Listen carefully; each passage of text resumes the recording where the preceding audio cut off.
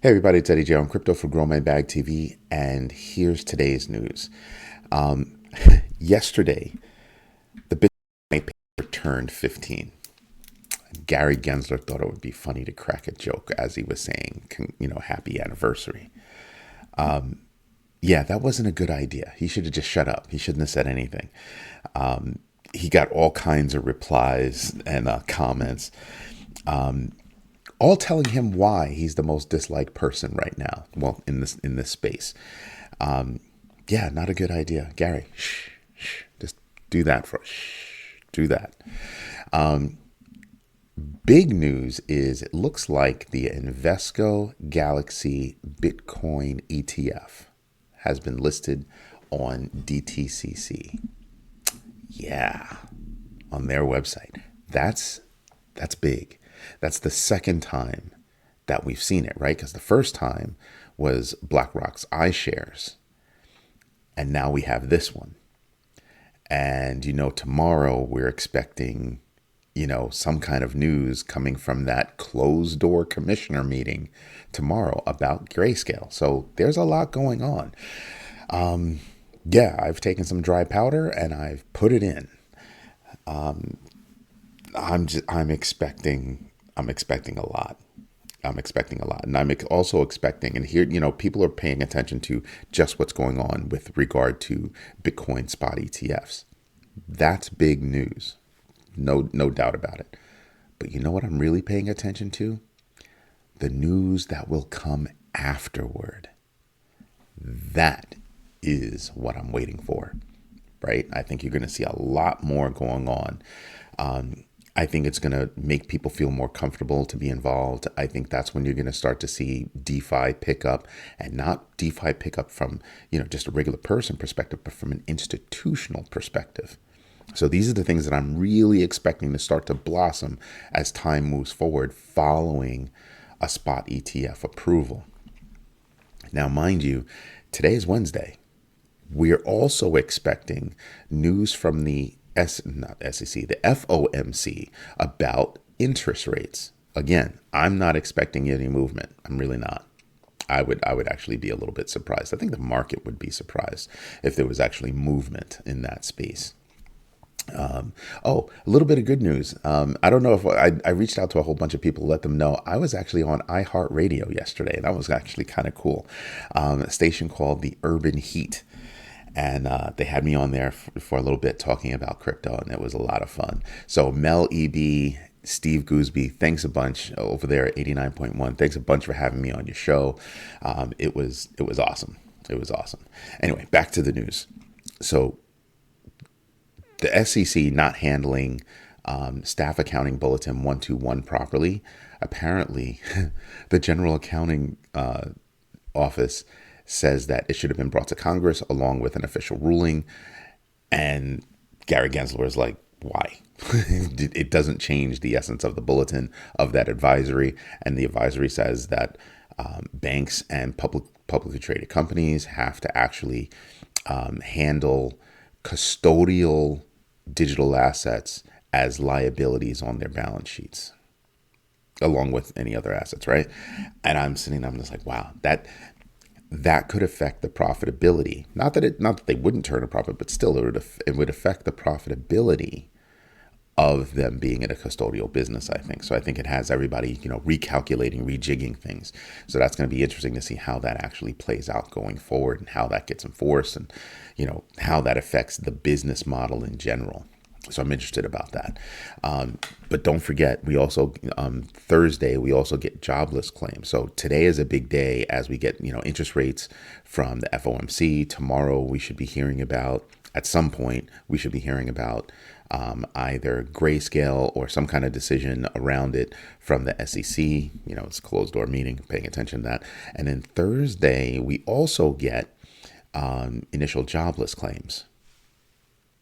And I'm thinking from now through first quarter next year, we're going to start to see a lot of things happening in the jobless in the job number space. So we should really be paying attention to that. Let's see, what else do we have? Kraken is going to be handing over customer information to the IRS. Remember, they had that case back in June that came back and said, hey, you've got to hand it over. So they will be handing it over sometime this month. Now, that'll be names, transactions, tax IDs, all that kind of stuff. In my own head, I'm sitting back and I'm kind of going, yeah, okay, right? Because what I teach my kids is, if you're paying taxes, you're making money, right? Let's just get that out of the way. If you're paying taxes, you're making money. You might not be making a lot, but you're making enough to have to pay taxes. So all you have to do is not BS on your taxes.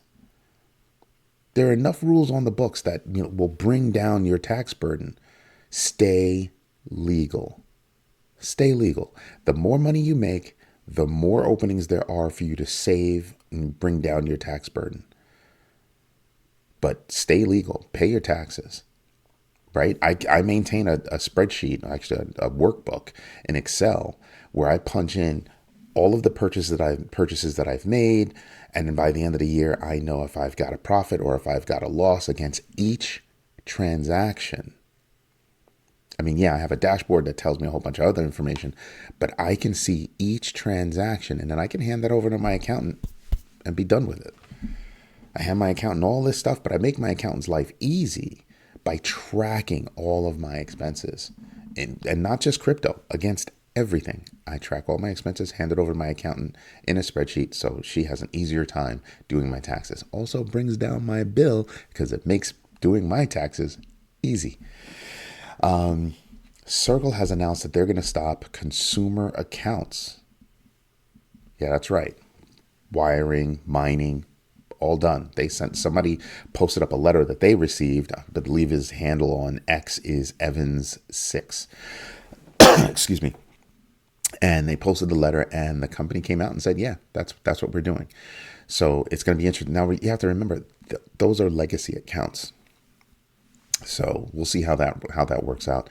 I don't mint. I don't mint coin. So it's not going to affect me. I don't have an account there, so I'm not involved with them at all. But that's their business model. Let's see how it plays out. That's all you can say. Yeah, I have no issue with it.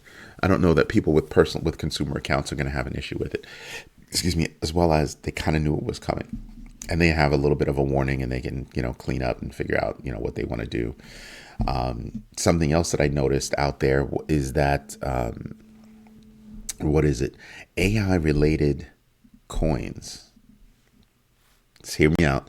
The White House issued an executive order around AI, right? So all of the AI related coins seem to have taken a hit. So coins like FET, AGIX, GRT, and OCEAN, sorry. Because they're not words, they're acronyms. Or just tickers. But that executive order affects AI, and those coins obviously took a hit, some as much as high as 7%, some as low as 4%. That's fine. I don't have any of them in any of my portfolios. And you might ask me why. I don't see a use case. I'm not saying that they're not doing good work. I'm not saying that they don't have a use case. I'm just saying I don't see a viable use case when I do my research. I'm asking you to do yours and let me know what you find, because right now I'm not seeing it. Something else I'd like to get into. I have been hit with a whole bunch of fake accounts on certain platform that has two T's and an ick and an ock, right? I don't have a Telegram account. So if you see somebody, using my image, my likeness, saying, oh, you could hit me up on Telegram. Yeah, no, that's not a thing. That is not a thing. Everybody that knows me, that's not a thing. There are a lot of places where you can hit me up. Telegram is not one of them. I told you, I have a deep disdain for Telegram, actually. I told you yesterday, I don't do business with companies that are doing things on Telegram, or I scrutinize them more heavily, right? To make sure that they're okay to do business with. So that's where I am with that. But you know what we should do? We should get into the numbers. That's what we should do. So let's do that. Let's hop on over. So like I told you before, we're expecting the FOMC decision today. Actually, it's today, and we'll see what happens with that. We'll see what happens. That decision comes at about 2 o'clock, as you can see here. I'll try to highlight that for you. So that's what we're paying attention to right then. And then he'll have his press conference. So you know what normally happens. What normally happens? They come out with the announcement. There's an initial hit. Then he starts talking, and then there's another hit, and then everything kind of goes back to where it was. Kind of evens out as people really start to understand what it really means.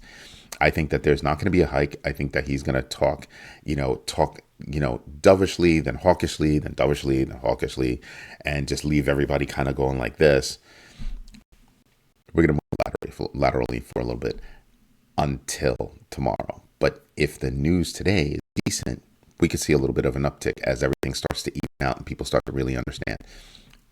People that are senior in the industry are going to get it real quick. People that are a little bit more junior, that are apt to act more or react more quickly to things, just because that's what affects the market, right?